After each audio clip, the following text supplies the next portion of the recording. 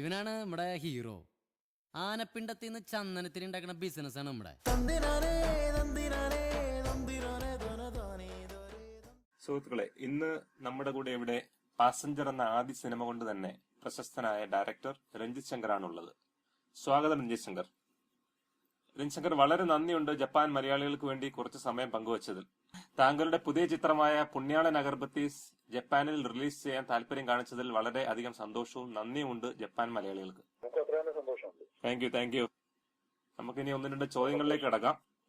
താങ്കളുടെ ആദ്യ രണ്ട് സിനിമകൾ, അതായത് പാസഞ്ചർ, അർജുനൻ സാക്ഷി, ഒരു ത്രില്ലർ സ്വഭാവമുള്ളതും മോളി ആൻറ്റി റോക്സ് ഒരു പോസിറ്റീവ് ഫീൽ ഗുഡ് സ്റ്റോറി പോലെ ചിത്രമായിരുന്നു. പുണ്യാളൻ അഗർബത്തീസിനെ കുറിച്ച് എന്താണ് പറയാനുള്ളത്? പുണ്യാളൻ അഗർബത്തീസ് എനിക്ക് തോന്നുന്നു ഞാൻ അറ്റൻഡ് ചെയ്യുന്ന ആദ്യത്തെ ഒരു ഫുൾ ലെങ്ത് ഒരു കോമഡി സിനിമയാണ്. അപ്പോ അതിൽ ഉദ്ദേശിച്ചിരിക്കുന്നത് നിങ്ങൾ കുടുംബമായി അല്ലെങ്കിൽ ഫ്രണ്ട്സുമായിട്ട് തിയേറ്ററിൽ വന്നു കഴിഞ്ഞാൽ നമുക്ക് 2 മണിക്കൂർ എൻജോയ് ചെയ്ത് ചിരിച്ച് സന്തോഷിച്ച് തിരിച്ചു പോവാം എന്നുള്ള ഉദ്ദേശത്തിൽ ഉണ്ടാക്കിയിരിക്കുന്ന ഒരു സിനിമയാണ്. അതിന് വേണ്ടിയിട്ടുള്ള ചേരുവകളും അതിനായിട്ടുള്ള സോങ്സും അതിനായിട്ടുള്ള സിറ്റുവേഷൻസ് ആ രീതിയിലാണ് ആ സ്റ്റോറി കൺസീവ് ചെയ്തിട്ടുള്ളത്. അപ്പൊ എനിക്ക് അതൊരു പുതിയ എക്സ്പീരിയൻസ് ആണ്. കാരണം ഞാനൊരു ഒരു കോമഡി എന്റർടൈനർ അല്ലെങ്കിൽ എന്റർടൈനർ എന്നുള്ള രീതിയിൽ ഒരു സിനിമ ഞാൻ അറ്റൻഡ് ചെയ്യുന്ന ആദ്യമായിട്ടാണ്. അപ്പോൾ പുണ്യാളൻ അഗർബത്തീസ് ആ രീതിയിൽ എനിക്ക് സ്പെഷ്യലാണ്. ശരി. ഇതൊരു ഫുൾ ആദ്യം മുതൽ അവസാനം വരെ കോമഡി ടച്ച് ചെയ്തിട്ടുള്ള ഒരു മൂവിയാണല്ലേ? അതെ, അടിസ്ഥാനമായിട്ട് കോമഡിക്ക് വേണ്ടിയിട്ടുള്ള ഒരു ശ്രമമല്ല, ഒരു കഥയിൽ ഒരു ഹാസ്യം ഉള്ളതാണ്. അപ്പൊ അതിൽ എനിക്ക് തോന്നുന്നു കുറച്ചും കൂടെ ശുദ്ധമായ ഒരു ഹാസ്യമാണുള്ളത്. അപ്പൊ അത് ഇപ്പോഴത്തെ പ്രേക്ഷകർക്ക് അത് ആസ്വാദികമായിരിക്കും എന്നാണ് എന്റെ ഒരു വിശ്വാസം. ശരി.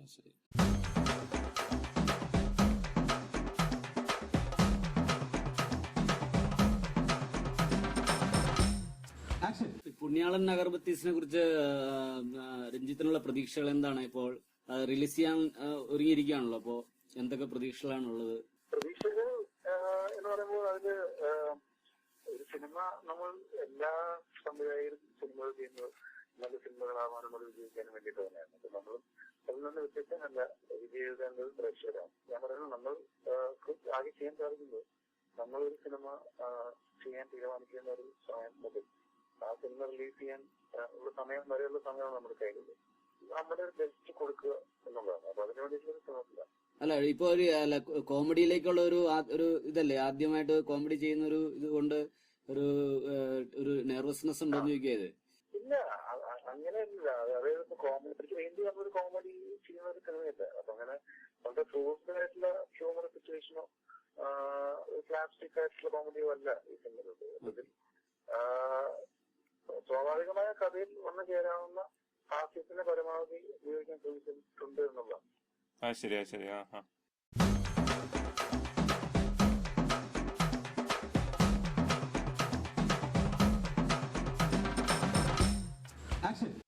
രഞ്ജിത്ത്, അടുത്ത ഒരു ചോദ്യം എന്ന് വെച്ചാല്, ഇപ്പൊ ഇതുവരെ രഞ്ജിത്ത് ചെയ്ത 3 ചിത്രങ്ങളിൽ എന്റെ ഒരു വ്യക്തിപരമായ ഒരു അഭിപ്രായത്തിൽ പാസഞ്ചർ ഭയങ്കരമായിട്ട് ഇഷ്ടപ്പെട്ടൊരു പടമായിരുന്നു. താങ്കളുടെ വിലയിരുത്തൽ എങ്ങനെയാണ് അതിനെ കുറിച്ച്? എനിക്ക് തോന്നുന്നു ഞാനതിന് വിലയിരുത്തുന്ന അർത്ഥമല്ല. കാരണം നമ്മൾ ഓരോ സിനിമ ഓരോ രീതിയിൽ നമുക്ക് സ്പെഷ്യൽ കിട്ടാം. ഒരു സിനിമ അതിലൊരു സന്തോഷം കൂടുന്നത് ആ സിനിമ ഇറങ്ങുകയും അത് പ്രേക്ഷകർ വലിയ രീതിയിൽ സ്വീകരിക്കുകയും എല്ലാം ചെയ്യുമ്പോഴാണ്. പക്ഷെ അത് നമ്മുടെ കയ്യിൽ നിൽക്കുന്ന ഒരു കംപ്ലീറ്റ്ലി നമ്മുടെ ഒരു കൺട്രോളിലുള്ള ഒരു കാര്യമല്ല. എനിക്ക് പേഴ്സണൽ ലെവലിൽ തീർച്ചയായിട്ടും എല്ലാ കാലത്തും പ്രിയപ്പെട്ട ഒരു സിനിമ പാസഞ്ചർ തന്നെയായിരിക്കും. കാരണം അത് ഒരുപാട് കാലം നമ്മൾ ആഗ്രഹിച്ചുണ്ടാക്കിയിട്ടുള്ള ഒരു സിനിമയായിരുന്നു പാസഞ്ചർ. അപ്പം ആ സമയത്ത് പാസഞ്ചർ ഉണ്ടാക്കുന്ന സമയത്ത് ഒരു സിനിമ ചെയ്യണം എന്നൊക്കെയായിരുന്നു എന്റെ ആഗ്രഹം. അതിനുശേഷം നിങ്ങളെ പോലെ മറ്റെവിടെയെങ്കിലും പോയി അതിന്റെ കടം വീട്ടാൻ ജോലി ചെയ്യേണ്ട പ്രതീക്ഷ. ആ സിനിമ സാമാന്യം നല്ലൊരു വിജയമായതുകൊണ്ട് ഈ തുടർന്നും സിനിമകൾ ചെയ്യാനുള്ള ഒരു അവസരം ഉണ്ടായി എന്നുള്ളതാണ്. പിന്നെ എനിക്ക് തോന്നുന്നു എനിക്ക് ആസ് എ ഫിലിം മേക്കർ എനിക്ക് ഏറ്റവും കൂടുതൽ ഇതുവരെ ചെയ്തിട്ടുള്ള സിനിമകളിൽ എനിക്ക് ഏറ്റവും കൂടുതൽ കോൺഫിഡൻസ് വന്നിട്ടുള്ള ഒരു സിനിമ മോളി ആൻറ്റി റോക്സ് ആണ്. കാരണം അത് ഞാൻ ആദ്യമായിട്ട് പ്രൊഡ്യൂസ് ചെയ്തിരിക്കുന്ന മൂവിയാണ്. അപ്പം ഓരോ സിനിമ ചെയ്യുമ്പോഴും ഇപ്പോൾ എനിക്ക് പുണ്യാളൻ അഗർബത്തീസ് ഞാൻ ചെയ്ത 2ാമത് പ്രൊഡ്യൂസ് ചെയ്തിരിക്കുന്ന മൂവിയാണ്. അപ്പം ആ സിനിമകൾ ചെയ്യാൻ തോറും കൂടുതൽ സിനിമകളിൽ എത്തുമ്പോൾ ഉണ്ടാവുന്ന സത്യസന്ധമായ ഒരു ഫീലിംഗ് എന്ന് പറയുന്നത് നമുക്ക് വഴങ്ങുന്ന ഒരു മാധ്യമമാണ്, നമ്മുടെ കയ്യിൽ നിൽക്കുന്ന ഒരു മാധ്യമമാണ് എന്നുള്ള ഒരു ഇഷ്ടമുണ്ട്. അപ്പൊ അത് അതുവരെ വേണ്ടത് ജനങ്ങളാണ്. സിനിമ കാണുകയും നമ്മൾ ഉദ്ദേശിക്കുന്നത് ജനങ്ങളിലേക്ക് അതിന് എത്തുകയും ചെയ്യുകയാണ്. തീർച്ചയായിട്ടും അത് തരുന്ന ഒരു ആത്മവിശ്വാസം എന്ന് പറയുന്നത് കൂടുതൽ നമുക്ക് നമ്മുടെ കയ്യിലുള്ള മാധ്യമത്തിൽ ഉപയോഗിച്ച് കൂടുതൽ പരീക്ഷണങ്ങൾ നടത്താനുള്ള ഒരു സാധ്യതയാണെന്നുണ്ടെങ്കിൽ അപ്പോൾ തെളിയുന്നത്. അത് സംഭവിക്കുമോ എന്ന് അറിയാനുള്ള ഒരു കാത്തിരിപ്പില്ല. അതെ അതെ അതെ അതെ. മോളിയാൻഡ് റോക്സ് നല്ല നല്ല മൂവി തന്നെ ആയിരുന്നു. അത് ഫാമിലി ചിത്രം കൂടെ ആയിരുന്നത്. അതെ അതെ.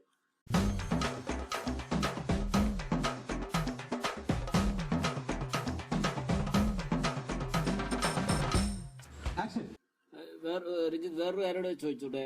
ഇതുവരെ ഇപ്പൊ നമ്മള് നോക്കിയതില് എല്ലാ സിനിമകളും സ്വന്തം കഥ എഴുതി സംവിധാനം ചെയ്യുകയല്ലേ ചെയ്തിട്ടുള്ളത്. ഈ മറ്റു എഴുത്തുകാരുടെ രചനകൾ പരിഗണിക്കാറുണ്ടോ, അതെയോ സ്വയം എഴുതി തന്നെ ചെയ്യണം എന്നുള്ള ഒരു നിർബന്ധമുണ്ടോ? എങ്ങനെയാണത്? അടിസ്ഥാനപരമായിട്ട് ഒരു സിനിമ നമ്മൾ തീരുമാനിക്കുന്ന ഏത് തരത്തിലുള്ള ഒരു സിനിമ ചെയ്യണം എന്നുള്ളതാണ്. ഞാൻ ബേസിക്കലി ഒരു റൈറ്ററാണ്. ഓക്കെ. അപ്പോ സംവിധായകൻ രണ്ടാമതാണ് വരുന്നത്. ഓക്കെ. അപ്പം മറ്റൊരാളുടെ പൂർണ്ണമായും ഒരു തിരക്കഥയിൽ ഒരു കഥയിൽ സിനിമ ചെയ്യാമെന്ന് എനിക്കറിയില്ല. നമുക്ക് സിനിമയിൽ എന്ത് സംഭവിക്കുമെന്ന് നമുക്ക് ഒരിക്കലും നമുക്ക് പ്രൊഡിക്ട് ചെയ്യാൻ സാധിക്കില്ല എന്നുള്ളതാണ്.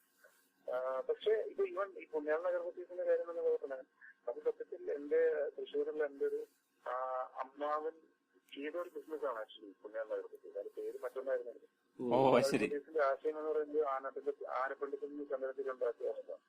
അപ്പൊ എന്റെ ഒരു അങ്കിൾ ചെയ്യാൻ ശ്രമിച്ച ഒരു ബിസിനസ്സാണ്. അപ്പൊ അദ്ദേഹം ഗുരുവായൂർ ദേവസ്വത്തിൽ നിന്ന് ആനപ്പള്ളിനെ എടുക്കാൻ അതിന് പെർമിഷൻ കിട്ടുകയും പിന്നീട് ആ ദേവസ്വത്തിൽ ചില പ്രശ്നങ്ങൾ ഉണ്ടായിട്ട് അത് നടക്കാതെ വരിക, ബിസിനസ് വർക്കൗട്ട് ആവാതെ ഇരിക്കുന്ന ഒരു സാഹചര്യം കുറെ ആളുകൾ ഉണ്ടായതാണ്.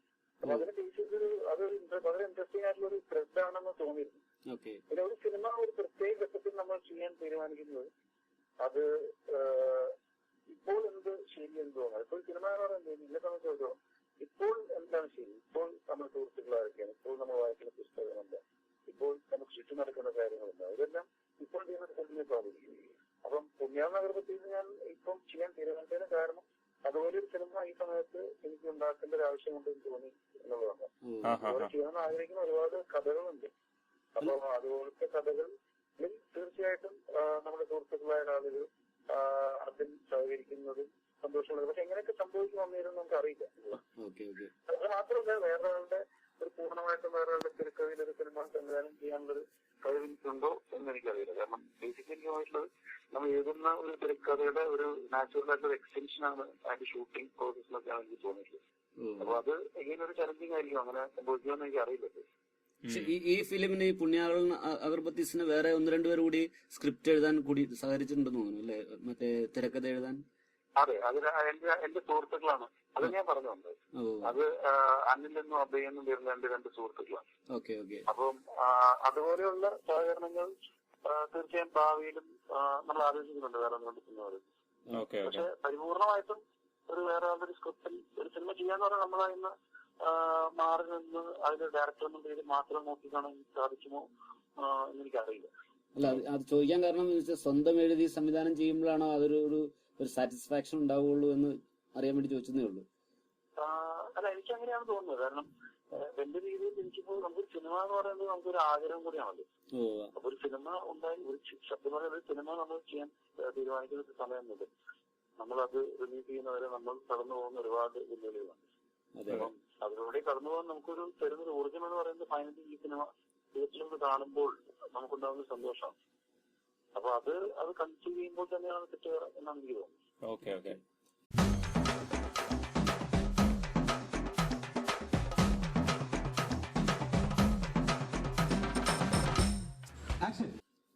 രഞ്ജിത്തെ, വേറൊരു ചോദ്യം ചോദിച്ചോട്ടെ. ഇപ്പം ആദ്യ ചിത്രത്തിൽ നിന്ന് ഇപ്പോൾ നാലാമത്തെ ചിത്രത്തിൽ എത്തി നിൽക്കുമ്പോൾ താങ്കളുടെ ഫിലിം കരിയർ എങ്ങനെയാണ് രഞ്ജിത്ത് നോക്കി കാണുന്നത്? ഫിലിം കരിയർ എന്ന് പറഞ്ഞാൽ എനിക്കറിയില്ല, അത് നമ്മുടെ സോഫ്റ്റ്വെയർ കരിയറിനെ കുറിച്ച് വ്യത്യസ്തമാണ്. സിനിമയിൽ നമ്മൾ സോഫ്റ്റ്വെയറിൽ ഇത്രയാലും ജോലി ചെയ്താൽ നമുക്ക് പ്രൊമോഷൻ അങ്ങനെയുള്ള സാധ്യതകൾ, കൂടുതൽ ശമ്പളം, കൂടുതൽ ആനുകൂല്യം അങ്ങനെയൊക്കെ ഉണ്ടല്ലോ. സിനിമയിൽ 50 സിനിമ ചെയ്ത ആളാണെങ്കിലും അവസാനത്തെ സിനിമ വിജയിച്ചോ പരാജയപ്പെട്ടു എന്നത് മാത്രമാണ് നമ്മൾ ഒരു ട്രേഡും എല്ലാവരും നോക്കിയതാണ്.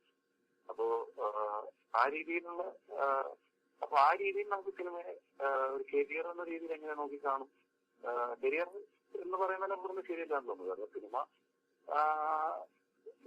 എന്താ പറയാ, നമുക്ക് ചെയ്യാൻ ഇഷ്ടമുള്ള ഒരു കാര്യമാണ്. അതെ അതെ അപ്പൊ അത് നമുക്ക് ഇഷ്ടമുള്ള സിനിമകൾ ചെയ്യാൻ സാഹചര്യം ഉള്ളിടത്തോളം കാലം അത് ഉണ്ടാക്കാൻ ശ്രമിക്കുക എന്നുള്ളതാണ്. അതെ അതെ അല്ലാതെ വളരെ പ്ലാൻഡ് ആയി ഒരു കരിയർ മൂവ്മെന്റ്സ് നടത്താൻ പറ്റുന്ന ഒരു ഏരിയ Field ആണ് അല്ലല്ലേ? സിനിമ.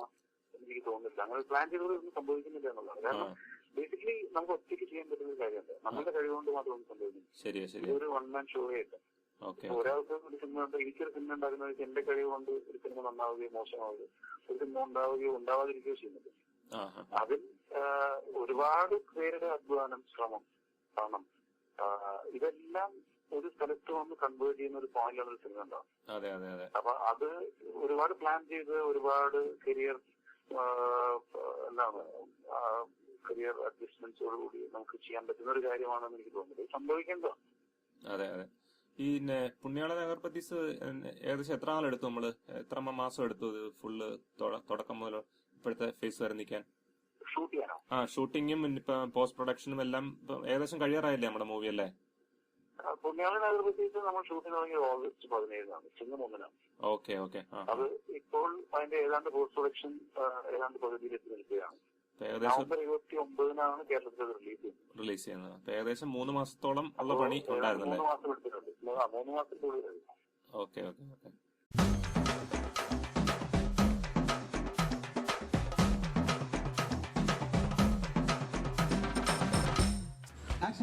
രഞ്ജിത്ത് ഇപ്പോൾ സോഫ്റ്റ്വെയർ എഞ്ചിനീയറിന്റെ കാര്യം പറഞ്ഞല്ലോ. സോഫ്റ്റ്വെയർ എഞ്ചിനീയർ ആയിട്ടാണ് ശ്രീകുമാറിനോട് വർക്ക് ചെയ്തിട്ടുണ്ടെന്ന് പറഞ്ഞിരുന്നു. ഇപ്പോൾ ജോലി ചെയ്യുന്നുണ്ടോ? ഇല്ല, ഞാൻ ജോലി റിസൈൻ ചെയ്തു. ഞാനിപ്പോ ഈ സിനിമ ഷൂട്ടിങ്ങിന് കുറച്ചു മുമ്പാണ് ഞാൻ ജോലി റിസൈൻ ചെയ്തത്. Okay okay. അപ്പൊ ആദ്യ പടങ്ങൾ ചെയ്യുന്ന സമയത്ത് ജോലിയും സിനിമയും കൂടെ ഒരുമിച്ചായിരുന്നോ കൊണ്ടുപോയിക്കൊണ്ടിരുന്നത്? അതെ അതെ ആയിരുന്നു. അപ്പൊ അത് എങ്ങനെയായിരുന്നു? അത് ഒരു ഡിഫിക്കൽട്ട് ഒരു സിറ്റുവേഷൻ ആയിരിക്കുമല്ലോ അല്ലേ? അത് ആ സമയത്ത് ഞാൻ ജോലി ചെയ്യുന്ന കമ്പനിയുടെ മാനേജ്മെന്റ് തന്നെ അതിന് സപ്പോർട്ട് ചെയ്തിരുന്നു എന്നുള്ളത് കൊണ്ട് മാത്രമാണ് അത് ചെയ്യാൻ സാധിച്ചത്. Okay okay. പക്ഷെ ഒരു ഘട്ടം കഴിയുമ്പോൾ നമുക്ക് ഏതെങ്കിലും ഒരു തീരുമാനത്തിലെത്തണമല്ലോ.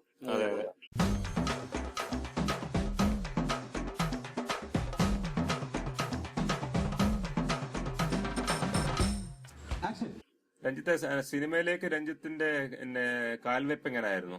പണ്ട് ഇപ്പൊ എന്റെ ഓർമ്മ ശരിയാണെങ്കിൽ പണ്ട് നമ്മൾ വർക്ക് ചെയ്യുമ്പോൾ തന്നെ രഞ്ജിത്ത് സീരിയലിലും ഒക്കെ കഥ എഴുതി മൂവിയിലൊക്കെ ഉള്ള താല്പര്യം ഉണ്ടായിരുന്നു. അപ്പൊ അതിലേക്കുള്ള ഒരു ടേണിംഗ് പോയിന്റ് എങ്ങനെയായിരുന്നു ഈ മൂവിയിലേക്ക് വരാനുള്ള?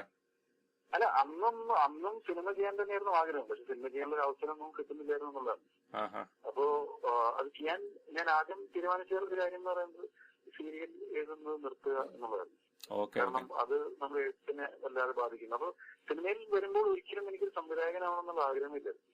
എനിക്ക് ഒരു റൈറ്ററായിട്ട് സിനിമയിൽ വരണം, ഒരു സ്ക്രിപ്റ്റ് റൈറ്റർ ആവണം എന്നുള്ളത് മാത്രമേ ആഗ്രഹം. അങ്ങനെ അതിനുവേണ്ടി സീരിയസ് ആയിട്ട് ശ്രമിച്ച ഒരു സമയത്താണ് മനസ്സിലാവുന്നത് ഈ സിനിമ എന്ന് പറയുന്നത് പൂർണ്ണമായിട്ടും ഒരു ഡയറക്ടേഴ്സ് മീഡിയമാണ്. അപ്പൊ ഒരു ഡയറക്ടർ അത് ആഗ്രഹിക്കുന്ന സിനിമയാണ് ആക്ച്വലി ഉണ്ടാവേണ്ടത്. അപ്പൊ അയാളുടെ ഇഷ്ടത്തിന് അപ്പൊ ബേസിക്കലി അത് ആ തിരിച്ചറിയുന്ന പിന്നീട് എനിക്ക് മനസ്സിലായത് ഞാൻ ഉണ്ടാക്കാൻ ആഗ്രഹിക്കുന്ന പോലെയുള്ള സിനിമകൾ. ഇപ്പൊ പാസഞ്ചർ വരുന്ന സമയത്ത് എനിക്ക് ചെയ്യാനുള്ള ആഗ്രഹം ഉണ്ടായിരുന്ന സിനിമ. അപ്പൊ ആ സിനിമ ഉണ്ടാക്കണമെങ്കിൽ അത് ഞാൻ തന്നെ ആ രൂപത്തിൽ ഉണ്ടാകുമെങ്കിൽ ഞാൻ ആ പാസഞ്ചർ ഇപ്പോ ഒരു സിനിമ ആ രൂപത്തിൽ സിനിമയാണെങ്കിൽ അത് ഞാൻ തന്നെ സംവിധാനം ചെയ്യേണ്ടി വരും എന്നുള്ളൊരു തിരിച്ചറിവ് ഉണ്ടാവാൻ തന്നെ 2 കൊല്ലം എടുത്തു. ഒരു എക്സിസ്റ്റിംഗ് സിനിമ രീതികൾ മനസ്സിലാക്കാൻ പറ്റും. അതിനുശേഷം പിന്നീട് സംവിധാനം പഠിക്കാനുള്ള ഒരു ശ്രമമായിരുന്നു.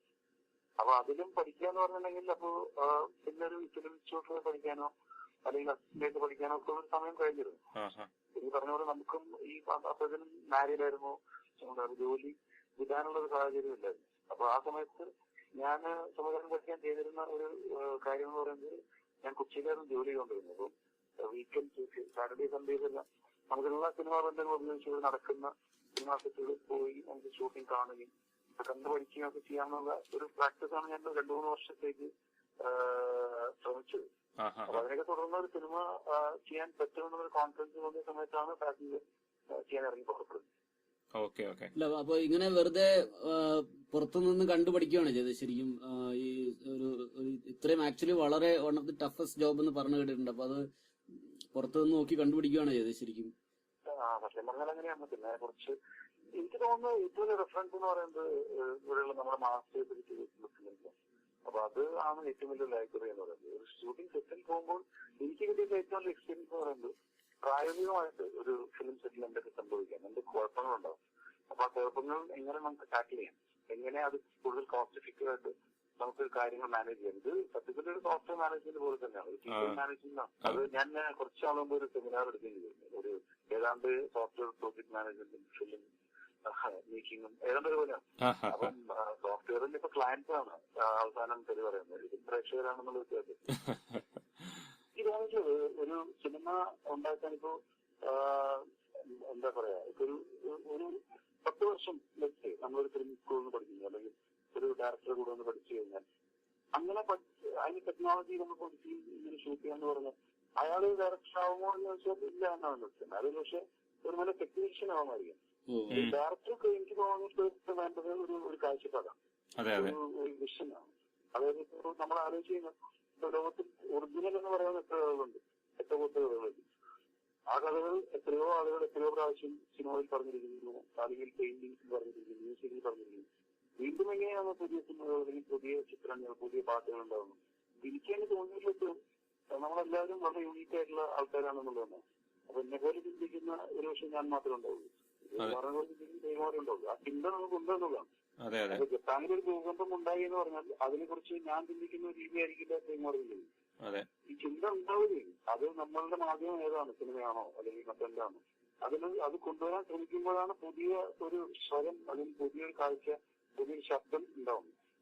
അപ്പൊ അത് നമുക്കുണ്ടോ, അതുണ്ടെങ്കിൽ അത് കൊണ്ടുവരാൻ നമുക്ക് സാധിക്കുന്നുണ്ടോ, അത് മറ്റവരോട് കമ്മ്യൂണിക്കേറ്റ് ചെയ്യാൻ സാധിക്കുന്നുണ്ടോ എന്നുള്ളതാണ് ഒരു പ്രധാനപ്പെട്ട കാര്യം എന്നാണ് എനിക്ക് തോന്നുന്നത്.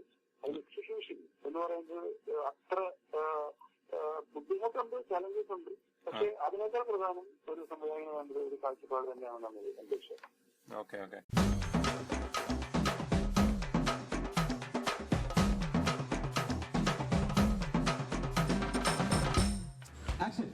രഞ്ജിത്ത്, നമ്മുടെ സിനിമയിലേക്ക് വരുമ്പോഴേ, പുണ്യാളൻ അഗർപ്രതീക്ഷനിലേക്ക് വരുമ്പോൾ ജപ്പാനിൽ താങ്കളുടെ ഈ സിനിമ റിലീസ് ചെയ്യാൻ പറ്റുമെന്ന് അറിഞ്ഞപ്പോൾ ഇപ്പൊ എങ്ങനെയായിരുന്നു രഞ്ജിത്തിന്റെ ഒരു ഫീലിംഗ്? ഒരു ത്രില്ലായിരുന്നോ? എനിക്ക് വളരെ സന്തോഷമായിരുന്നു. കാരണം ശരിക്കും കഴിഞ്ഞ ഞാൻ സത്യം പറഞ്ഞ ഈ ഡീസൻ ജോൺ എന്ന് പറഞ്ഞ ഒരു കമ്പനി ലോഞ്ച് ചെയ്യുമ്പോൾ തന്നെ നമ്മളുടെ ഒരു ആഗ്രഹം എന്ന് പറയുന്നത് ഇപ്പം മലയാളികൾ ഇല്ലാത്ത ഒരു സ്ഥലമില്ല എന്നാണ് എപ്പോഴും പറയും. പക്ഷെ അവിടെ ഒന്നും നമ്മുടെ സിനിമകൾ എന്തെല്ലാം പല കാരണങ്ങൾ കൊണ്ട് അതിലേക്ക് സമയത്ത് കാണിക്കാൻ സാധിക്കുന്നില്ല. നിങ്ങൾ കാണുന്നത് പലപ്പോഴും പൈറേറ്റഡ് ആയിട്ടുള്ള വെർഷൻസിൽ വേറെ പഞ്ചൂട്ടത്തിൽ വരുന്നില്ല. അത് ആർക്കും പ്രയോജനമില്ലാത്ത ഒരു രീതിയിലാണ് അത് തോന്നുന്നത്. അപ്പൊ അത് ആ ഒരു മാർക്കറ്റ് ഉണ്ടാക്കണം, അത് ഡെവലപ്പ് ചെയ്യണം, അത് ചെയ്യണം എന്നത് ഒരു ആഗ്രഹം തന്നെയായിരുന്നു. അപ്പൊ അതിനുവേണ്ടി ചില ബോധപൂർവ്വ ശ്രമങ്ങൾ കഴിഞ്ഞ 2 വർഷമായിട്ടുണ്ടായിരുന്നു. അപ്പൊ അതുവഴി കുറച്ച് ഓപ്പണിംഗ്സ് എല്ലാം ഉണ്ടായിരുന്നു. അത് ജപ്പാൻ അതിന്റെ തുടർച്ചയായിട്ടാണ് ഞാൻ കാണുന്നത്. ഞാൻ മനസ്സിലാക്കുന്നത് ഇപ്പോൾ പുണ്യാളൻ അഗർപ്രതീക്ഷയ്ക്ക് ശേഷം വേറെയും സിനിമകൾ അവിടെ റിലീസ് ചെയ്യാനുള്ള ശ്രമങ്ങൾ നടക്കുന്നുള്ളത് തന്നെയാണ്. അപ്പൊ അത് വളരെ പോസിറ്റീവായിട്ടുള്ള കാര്യമാണ്. ഇപ്പൊ എനിക്ക് ഓർമ്മയുള്ളത് സിംഗപ്പൂർ ഇതുപോലെ നമ്മൾ 2 വർഷം മുമ്പ് ഇതുപോലെ തുടങ്ങുകയും ഇപ്പോൾ അവിടെ റെഗുലറായിട്ട് സിനിമകൾ കാണുന്ന ഒരു കമ്മ്യൂണിറ്റി ഉണ്ട്. അപ്പൊ അതുകൊണ്ട് കമ്മ്യൂണിറ്റി ജപ്പാനിലുണ്ടാവട്ടെ, ഇനിയും കൂടുതൽ ഏരിയ ജപ്പാൻ പോലെ തുറന്നു വരട്ടെ എന്നുള്ളതാണ് നമ്മുടെ ആഗ്രഹം. നമുക്കൊരു വരുമാനം കൂടെ കിട്ടട്ടെ. സിനിമ കാണുമ്പോൾ നിങ്ങൾ ഹാപ്പി ആയിരിക്കട്ടെ, നല്ല സിനിമകൾ ഉണ്ടാവട്ടെ.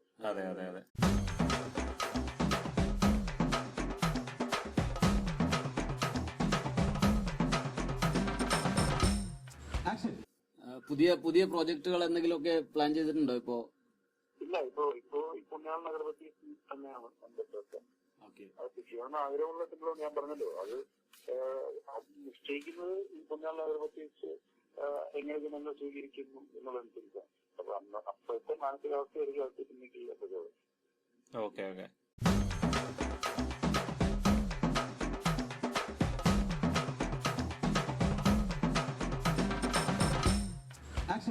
രഞ്ജിത്ത്, ഞങ്ങൾക്ക് ഇവിടെ ജപ്പാനിൽ ഒരു മലയാളി അസോസിയേഷൻ ഉണ്ട്. അതിന്റെ പേര് നിഹോൺ ഗേർലി എന്നാണ്.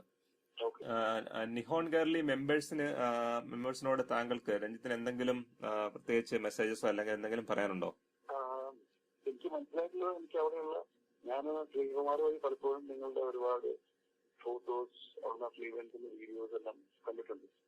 എനിക്ക് തോന്നിയിട്ടുള്ളത് ഇവിടെയുള്ള നിങ്ങളെക്കാൾ കൂടുതൽ നന്നായി നിങ്ങൾ ഓണവും ക്രിസ്മസും ഒരുപാട് ആഘോഷങ്ങളും വീക്കെൻഡ് ആയിട്ടുള്ള തൊഴിലുറപ്പും എല്ലാം ഉണ്ട് എന്നാണ് എനിക്ക് തോന്നിയിട്ടുള്ളത്. സിനിമ കടന്നു വരട്ടെ. എല്ലാ ആഴ്ചയും അവിടെ പുതിയ പുതിയ മലയാള സിനിമകൾ വരികയും നിങ്ങൾ 2-3 പ്രാവശ്യം കണ്ട് ആ സിനിമകളെ അവിടെ ജപ്പാനിൽ സൂപ്പർ ഹിറ്റ് ആക്കി ജീവിക്കുന്ന അവസ്ഥ ഉണ്ടാവട്ടെ എന്നല്ലാതെ. Okay okay okay.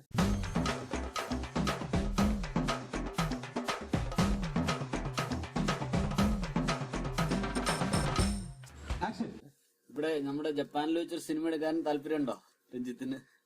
അറിയില്ല, അവിടെ പറ്റുന്ന ഒരു കഥ എന്താണെന്ന് അറിയില്ല. ശ്രീകുമാറൊക്കെ ആയിരിക്കും നമ്മൾ കഥ പറഞ്ഞത്. നമ്മള് 2 ആഴ്ച മുന്നേ ഡയറക്ടർ കമൽ സാർ ജപ്പാനിൽ വന്നിട്ടുണ്ടായിരുന്നു.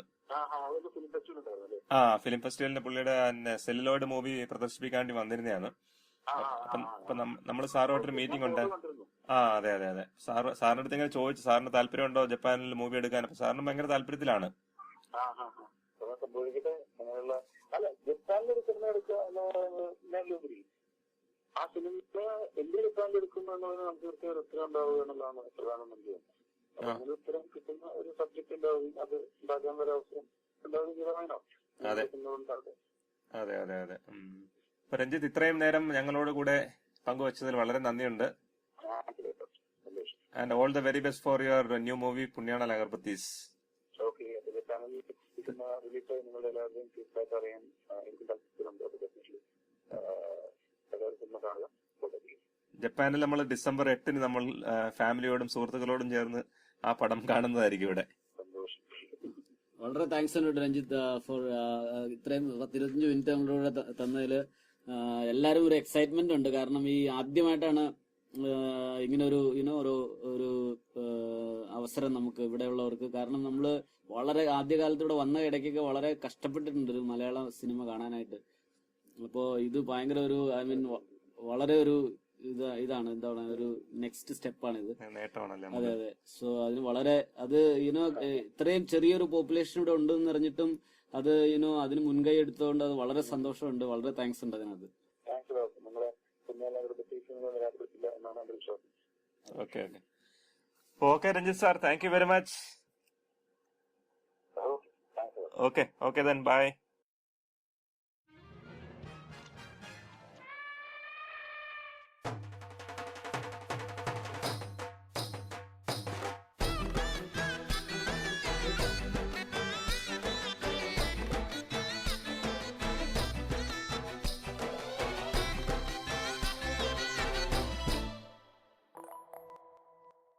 ഇവനാണ് നമ്മുടെ ഹീറോ. ആനപ്പിണ്ടത്തിൽ നിന്ന് ചന്ദനത്തിന് ഉണ്ടാക്കുന്ന ബിസിനസ്സാണ് നമ്മുടെ.